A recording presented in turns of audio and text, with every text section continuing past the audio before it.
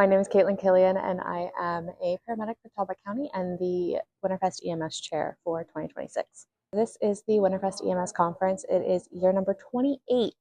Every year at Winterfest EMS, clinicians get to kind of choose their own adventure with their breakout sessions. We try to offer a variety of topics to stay on the edge of medicine and stay ever changing with our protocols and the environment that we are being EMS clinicians in. We work with a lot of different people when it comes to Winterfest EMS. You have your exhibitor hall. We had a record amount of exhibitors this year. And of course, our hospital systems and MIMS came as well with their EMS for children. Winterfest is a great opportunity to kind of communicate with our customers a little bit more, communicate with all of the other vendor partners that are around, as well as to showcase some new products for EMS. Winterfest EMS is unique in the fact that it is a very casual weekend because we have so many repeat people.